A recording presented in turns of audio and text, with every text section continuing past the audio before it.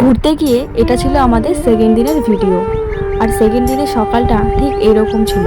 আর তখন ঘড়িতে বাজে হয়তো 6টা কি 6:30টার মতো। আর তখন ঘুম থেকে উঠে স্নান টান করে একেবারে রেডি হয়ে আবার বেরোতে হবে বলে তাই একটু তাড়াতাড়ি উঠেছিলাম। যাই হোক, এই জায়গাটা তো আমার কাছে খুব ভালো লেগেছে। তোমাদের কাছে কেমন লেগেছে তোমরাও কমেন্ট করে বলো। আর তোমাদের সমুদ্র বেশি ভালো লাগে না পাহাড় বেশি ভালো লাগে সেটাও বলো। আর প্রথম দিন আমরা যে হোমস্টে ছিলাম সেই হোমস্টেটা এতটা সুন্দর, দেখো ব্যালকানিটা দেখানোর চেষ্টা করছি। এতটা সুন্দর ব্যালকানিটা, আর ভেতরটা তো আরও সুন্দর ছিল, কিন্তু সেটা তোমাদের সাথে শেয়ার করা হয়নি কারণ ওই ভিডিওটা করতেই আমার মনে ছিল না, সেই জন্য আর করা হয়নি। আর আমি সেইভাবে ভাবিনি যে আমি পরে ভিডিওগুলো বাড়িতে এসে তোমাদের সাথে শেয়ার করব, কারণ আমি যদি সেইভাবে ভেবে যেতাম আরও অনেক ভিডিও করতাম, কিন্তু সেটা করিনি। আর বাড়িতে এসে ইচ্ছে হলো যে তোমাদের সাথে কিছু ভিডিও শেয়ার করি, ওই জন্যই এতগুলো ভিডিও করা। আর এখন বাজছিল ঘড়িতে 7:30 8টার মতন, আর আমি রেডি হয়ে একদম পুরো দাঁড়িয়েছিলাম যে বেরোবো বলে। আর এই যে আমাদের বাইরে থেকে হোমস্টেটা ঠিক এরকম ছিল। আর তারপরে এটা হচ্ছে বাইরের ভিউ, আমাদের হোমস্টে থেকে দেখা যায়। এই জায়গাটা সত্যিই খুব সুন্দর লাগে দেখতে। এরপর আমরা এই হোমস্টে থেকে বেরিয়ে গেলাম। এই হোমস্টেটা এখন ছেড়ে আমরা চলে যাব অন্য হোমস্টেতে। তার আগে কিছু জায়গা ঘুরে ফিরে তো অন্য হোমস্টেতে যাব। এরপর আমরা গাড়িতে উঠে গেলাম, আর গাড়িতে উঠে চলে যাচ্ছি ঘুরতে। তো প্রথমেই আমরা চলে এসেছিলাম এইরকম একটা জায়গায়। জায়গাটার নামটা ঠিক জানি না, তবে মানে জায়গাটার নামটা আমি জানি না, কিন্তু তার আশেপাশে কোনো একটা জায়গা, কিন্তু জায়গাটা খুব সুন্দর ছিল। জায়গাটায় আমি অনেক রকম ভিডিও করেছি, সেটা হচ্ছে এরকম ধরনের অনেক ভিডিও করেছি, রিলস বানিয়েছি। অন্য জায়গার তুলনায় এই জায়গাটায় আমরা একটু বেশি সময় কাটিয়েছিলাম। এই জায়গাটা সত্যি অনেকটা সুন্দর ছিল, আর আশেপাশের ব্যাকগ্রাউন্ড তো অসাধারণ। এরপরে আবার উঠে গেলাম গাড়িতে, আবার যাচ্ছি একটা নেক্সট জায়গায়।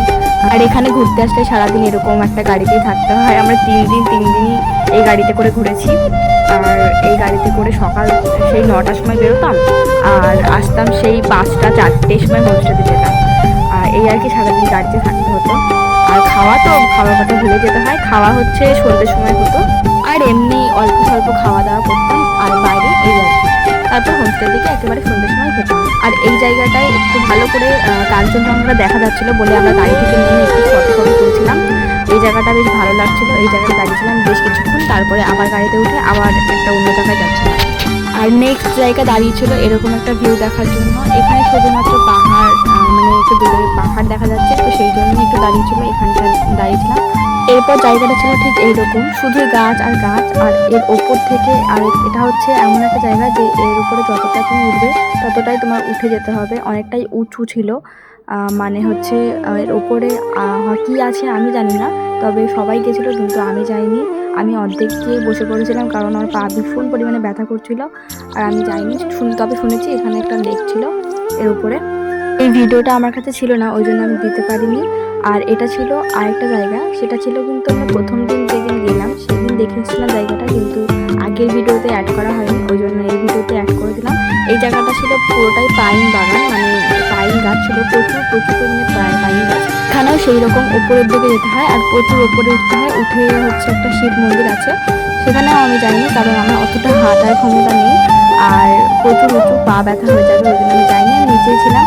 আর ওরা কয়েকজন গেছিলো আর কয়েকজন আমার সাথে নিচে ছিল, তো আমি যাইনি। আর যা বলতে পারবো না শিব মন্দিরটা কেমন, কোনো ভিডিও তুলিনি, কিন্তু জায়গাগুলো যা দেখেছি খুবই সুন্দর লেগেছে। আর আমার তো প্রচুর ভালো লেগেছে, তোমাদেরও ভালো লাগবে, তোমরাও বেশি ঘুরেছো ওখানটায়।